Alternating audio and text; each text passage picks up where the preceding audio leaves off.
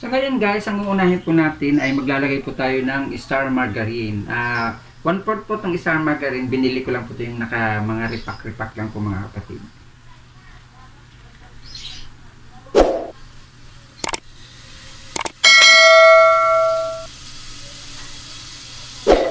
Bali panggisa lang naman po kasi ito. Instead na mantika po ang ating gagamitin sa ating lulutuin na kalderetang buto-buto ng baboy, margarine po ang ating gagawin, ang ating panggigisa.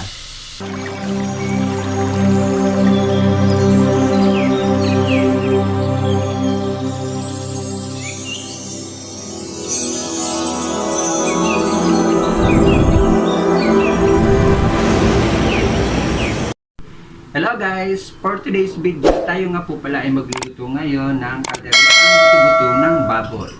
Ang ating pong lulutuin na kalderetang buto-buto ng baboy ay Bicolano style. Bicolanos recipe. So guys, bago ko nga po makalimutan, paki-subscribe nga po ang aking YouTube channel, Ricky Oragon Vlog. At paki-like, paki-share at paki-pindot na rin po ang notification bell para updated po kayo sa aking mga susunod na gagawin videos. Ganon din po, paki-subscribe ang aking nag-iisang member na si Melvin Vlog, paki-like, paki-share din po at paki-pindot na rin ang notification bell. Ganon din po ang aking second account na Ricky Oragon TV, paki-like, paki-share at paki-pindot na rin po ang notification bell para updated po kayo sa aking mga susunod na gagawing videos. So ngayon, huwag na po natin patagalin ang ating vlog sa umagang ito. Magluluto na po tayo. Let's go! So ilalagay na po natin mga kapatid ang bawang, ang ating pong isusunod. Bang style po ito ng kaldereta kasi ito pong kaldereta na ito, natutunan ko po ito sa Bicol na kadalasan pong linuluto sa probinsya, lalo pag may testahan, binyagan, or birthday ng mga lalaki. Ganito po ang pagluto nila. So isusunod na po natin mga kapatid ang sibuyas. So ngayon mga kapatid, kung napapansin nyo po, maglalagay po tayo ng luya. Kadalasan po kasi pagluluto, kung naglalagay po ako ng luya kahit sa manok, sa baboy, o kahit sa gulay po mga kapatid, naglalagay ako. Kasi para po sa akin, kasi patanggal na rin po ng langsa. So ngayon, isusunod na po natin ang luya. Ngayon mga kapatid, isusunod na po natin ang ating buto-buto ng baboy. Igigisa rin po muna natin. Pagkatapos mga kapatid, lalagyan po natin ng dahon ng laurel or sangkap, kung baga tawagin po sa amin sa Bicol. Pangpadagdag na rin po aroma o pangpadagdag amoy mga kapatid. Itong dahon ng laurel. Lagyan lang po natin ng kaunting asin kasi para po just in case man na matabang, kaya pa po natin timplahin mamaya. At haluin lang muna po natin, pakulo-kuloin lang po muna natin. Tapos isusunod po natin toyo mga kapatid. Kung napansin nyo po, di ba naglagay po ako ng konting asin para po hindi po siya masyadong maalit. At lalagyan po din natin muna siya ng konti lang muna ng toyo. At para mamaya po natin ito siya totally titimplahin. Pagkatapos mga kapatid, lalagyan po muna natin siya ng konting tubig para po pakuluin mo muna natin siya at medyo palambutin po muna natin. Konti lang po mga kapatid.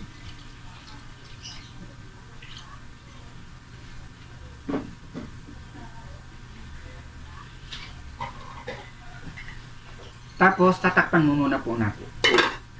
At hihintayin muna po natin siyang lumambot or medyo malambot na. Saka po natin ilalagay na naman po ang ibang mga sangkap or ang ibang mga rekado. So ngayon guys, kumulo at medyo malambot na po ang ating kalderetang buto-buto ng baboy. Ilalagay na po natin ang ating mga sangkap. Ayan.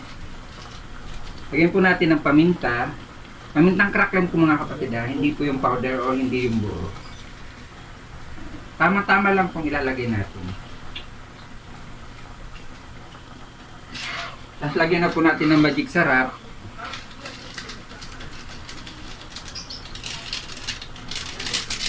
Butin na natin yan, isang buo. At lagyan na po natin ng Nor 4 cubes. So ngayon mga kapatid, tulad po ng aking sinabi sa inyo, ito po ay Bicolano style or Bicolano recipe. Maglalagay po tayo ng isang Alaska condensed milk po, yung maliit lang po mga kapatid. Tamang-tama lang po yan dito. Ito nga po ang mga kapatid ang medyo kakaiba rito kasi gawa ng tulad ng sinabi ko, Bicolano style po. Ito po ay may peanut butter. At sa ibang lugar po, di ko pa alam kung ano pong klase ang pagluto po ng kaldereta. Natutunan ko po kasi ito sa Bicol, ganito po ang pagluto nila ng kalderetang baboy na buto-buto. Tama lang pong peanut butter ang ating ilalagay. Yung sakto lang. Pakalapot naman itong peanut butter na to.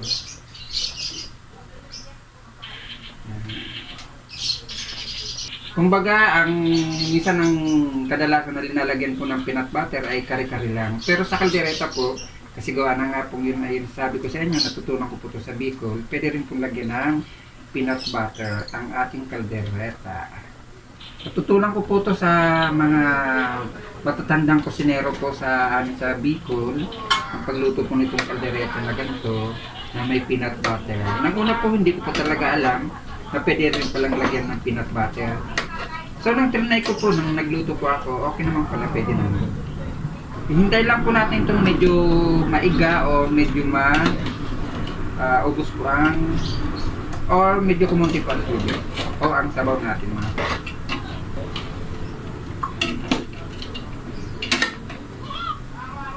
Kasi masarap po ito pag medyo malapot-lapot.